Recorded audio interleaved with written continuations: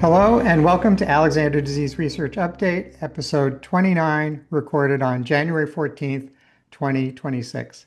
I'm Albie Messing from the Waisman Center at the University of Wisconsin, and with me today is Amanda Nagy from the Massachusetts General Hospital in Boston.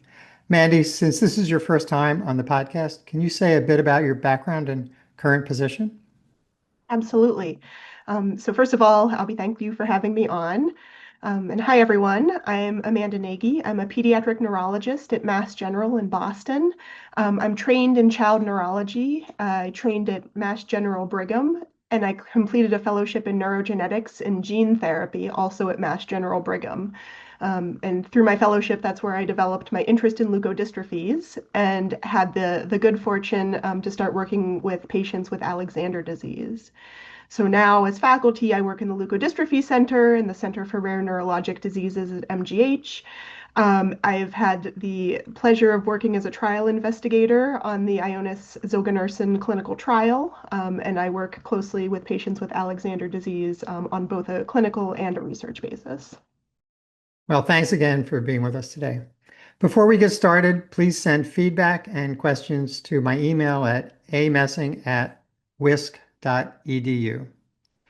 Today, our topic will be a paper from an international group of collaborators led by Tiziana Bachetti in Milan, and with Mandy as one of the co-authors, entitled Genotype-phenotype Correlations of GFAP Variants in Type 1 Alexander Disease Subtypes, which will appear soon in the journal Molecular Genetics and Metabolism.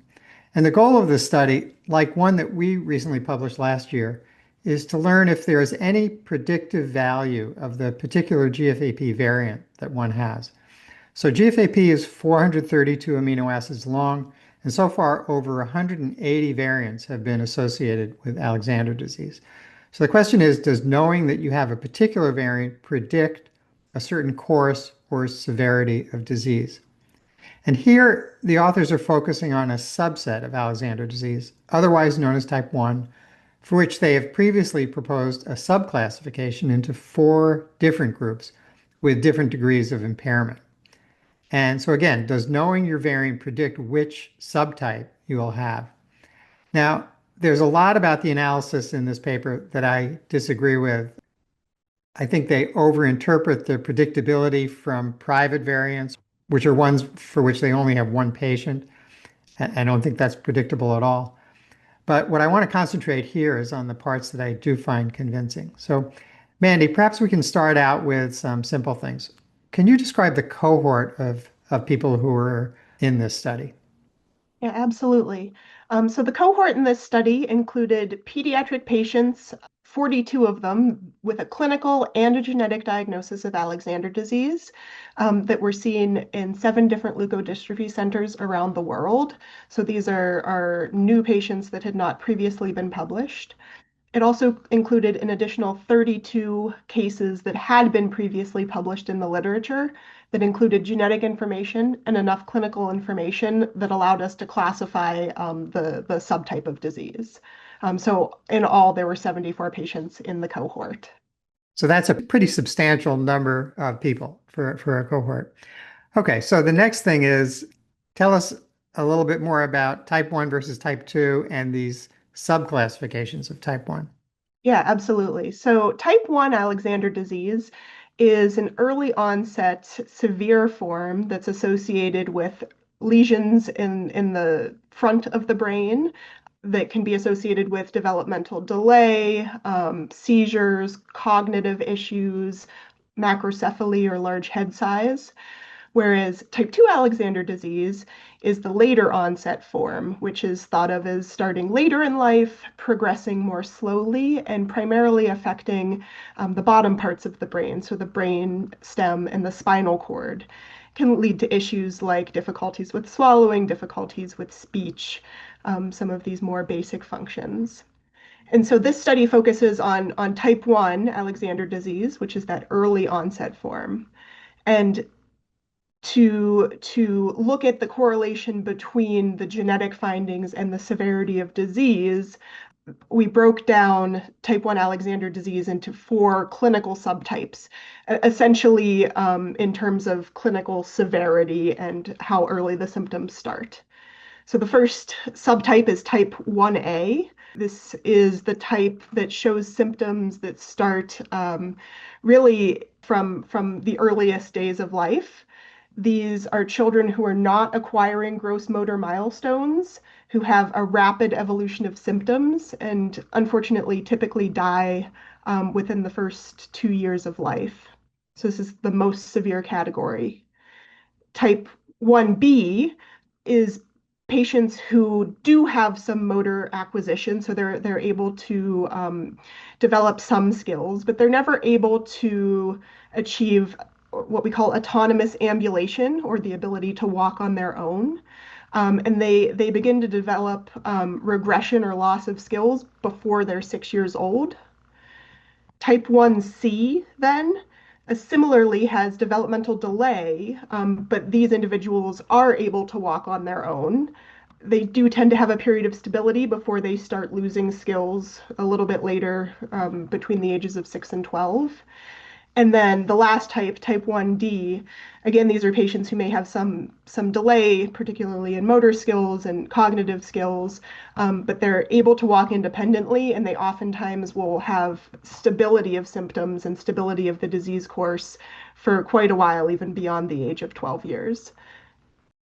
So there's a lot of emphasis now on this idea of independent or autonomous ambulation as one measure of how well you're doing, how long it takes to achieve that skill, or whether it's a skill that you lose. But can you explain in more detail what exactly that means? For instance, if you're using a cane, does that count as autonomous ambulation? Yeah, it's a good question. So for this study, we really tried to align with the GLIA definitions of autonomous ambulation and how they've designed their surveys for the Myelin Biorepository project. So this is the GLIA consortium, Yes. right? And so autonomous ambulation, in our definition, is walking independently without the use of any aids. So no, if someone was using a cane, that would be considered assisted ambulation or ambulating with assistance and not autonomous. What if you use a wheelchair part of the day, but not all the time? So if you're walking during periods where you are walking without any assistance, then it would be autonomous ambulation. But you're allowed rest periods, for instance, in using assistive devices. Exactly. Okay. Do you find it difficult to make that classification in cases where it's a judgment call? Yeah, I think it can be difficult. And certainly there are different degrees of ambulation, right? So are you Hmm. walking, with kind of minimal aid, but you're able to do that all the time versus, like you said, in a wheelchair much of the time, but able to walk independently for shorter periods of time. I think it's hard, and I don't have a perfect way to classify those cases. Okay, so before we get to my ideas about this paper, what do you think are the main findings? Yeah, so as I said before, the overall goal of the paper was to see if particular genetic variants were associated with certain clinical subtypes, some more severe versus less severe. And this is really important, as you know, because if we can establish that correlation and some predictive value of a genetic change, it helps on a number of levels. So it helps for counseling at the time of diagnosis to understand what the disease trajectory is likely to look like. It is helpful for research, particularly in clinical trials, for understanding, without even the effects of a drug, how do we expect that this participant might evolve over time? And it helps us understand any effects that a trial medication might have. So, I think the strongest and biggest take-home messages from this article are that there are a couple of more common variants that seem to be predictive in the sense of if you have this variant, you have more severe disease, or if you have this variant, will have less severe disease. By that, I mean, one of the examples given in the paper is the Arg239H variant, which is seen a number of times. It's a recurrent variant, and it's only seen in the more severe forms, so Right, in 1A and 1B. So you could say if you see someone with this variant, the expectation is likely that they're not going to be walking independently. right, And then on the other side, the R79 variant is only seen in the kind of less severe forms, never seen in 1A. right, So if you see someone with that variant, then you tend to think that they will have some development acquisition. Now it's difficult because there is a lot of variability in those center categories, and being 1B versus 1D is a huge difference clinically, and we right. always have the ability to predict that. Right. So I agree with those two conclusions. They're really interesting. And it's nice to see that in terms of these trajectories for the different types of type 1. There's also this maybe subtle issue that they addressed about two different types of R79 variants. One where R79 goes to a cysteine, and one where R79 goes to a histidine. And their analysis showed that the R79 cysteine predicts a more severe course than R79 to the histidine. And that actually agrees with the analysis we did last year, where we weren't looking at these trajectories. We were simply looking at age of onset and survival or lifespan. And so it is interesting for people who are trying to understand at a molecular level, why does this amino acid, cysteine, how does it change the properties of the protein and why is it different than histidine? And we really haven't made any meaningful progress towards understanding the answers to that question, but it's an important one that we'd like to figure out going forward. So it is nice to see that here. So, bottom line, what do you think the take-home message is for this? Is it going to be useful in counseling, or is it just one step in that direction? I think it's a little bit of both, to be honest. I think we've accumulated enough information at this point between this paper, between your prior work, to be able to say more generalities, maybe less exactly specific to each patient. But I think we have enough to say that if someone comes in at diagnosis and has the Arg239H variant, we expect that this will be a more severe course. And I think we could say we expect there's a high chance that they won't be able to walk independently. Whereas conversely, with either of the R79 variants, I don't know that we can specifically say between the two of them, clinically, the C versus H, what that's going to look like.